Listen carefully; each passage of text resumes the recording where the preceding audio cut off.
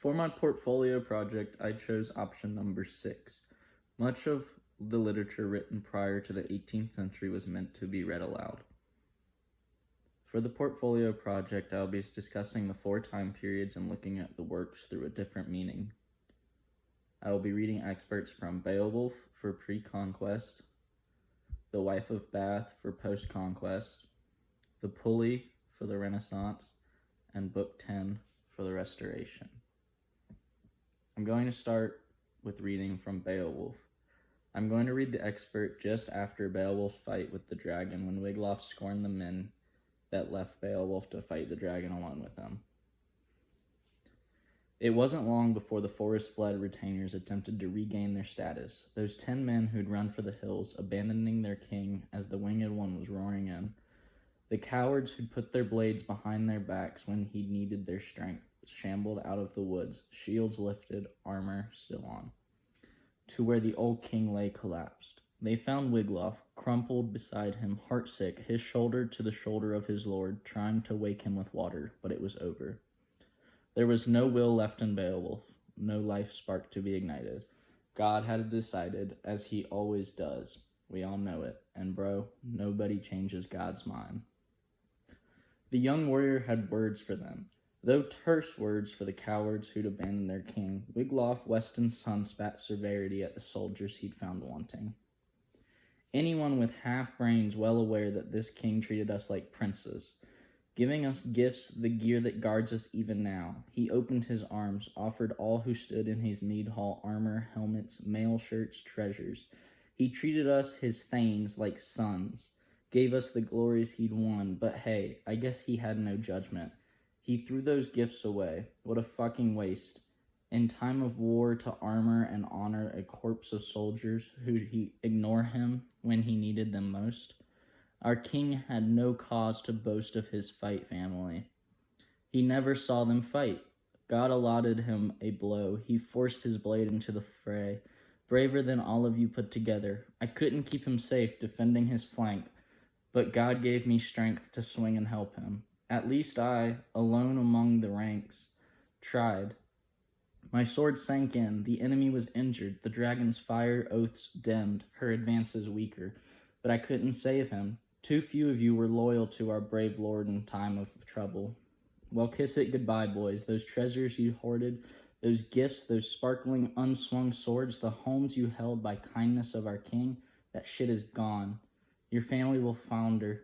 Your freeholds will fall the moment outland princes hear how you hid yourselves, disgraced your king, and let him die undefended. Are you warriors or weaklings?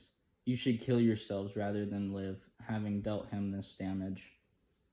So prior to this expert, we see Beowulf telling his men he's going to slay the dragon and that he is capable of doing it alone. However, while they're watching him struggle to fight, only one of his men, Wiglaf, goes back to try and fight by his side. These are supposed to be the strongest, bravest men in the world fighting alongside Beowulf, but all but one flees to the hills to watch in fear. I think that in today's military, if something like this was to happen, the men that did not follow their commander into battle would not have a fun road ahead of them. Saying this, I believe that these men in today's military would be discharged for allowing their commander to go into battle alone and face imminent death. For the second reading, I'll be reading from The Wife of Bath. I'll be reading the expert when the old woman changes into a fair, loyal woman. Kiss me, she said. We will be no longer wrought, for by my truth to you I will be both. That is to say, I'll be both good and fair.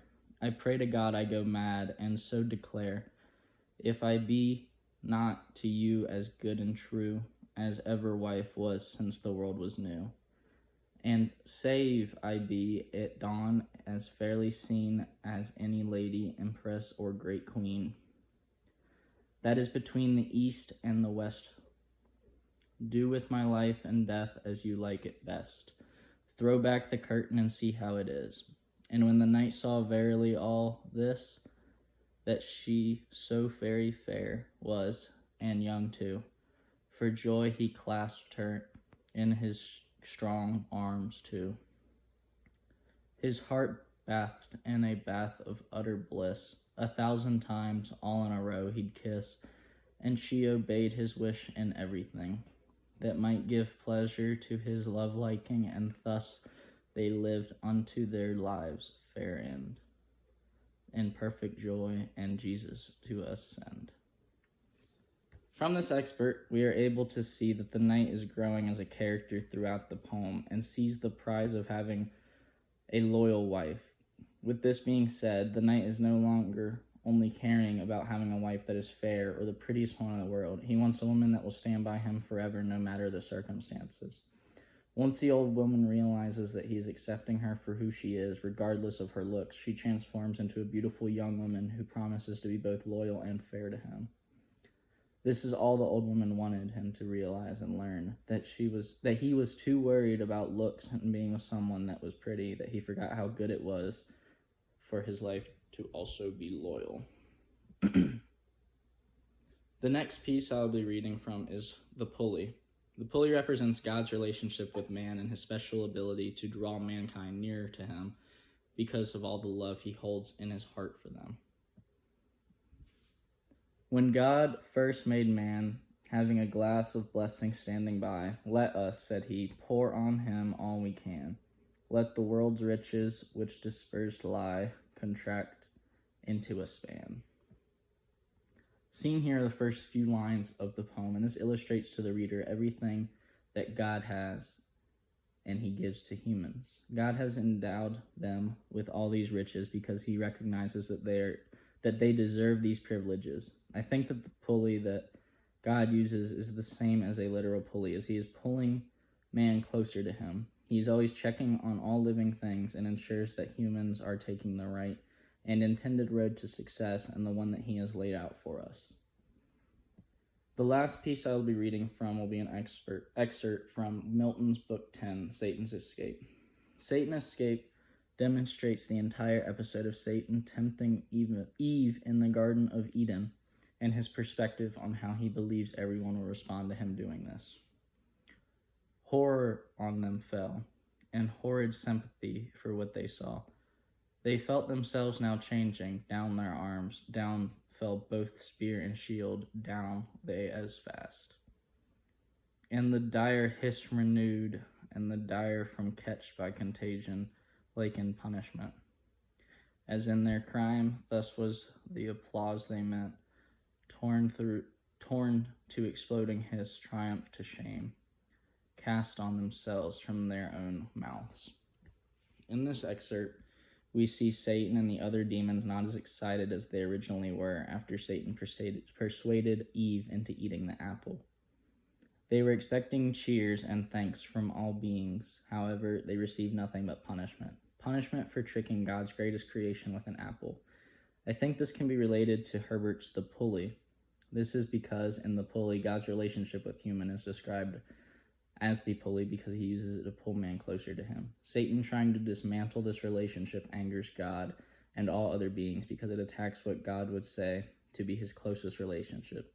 This excerpt shows that Satan and the demons did not accomplish what they wanted. Thank you.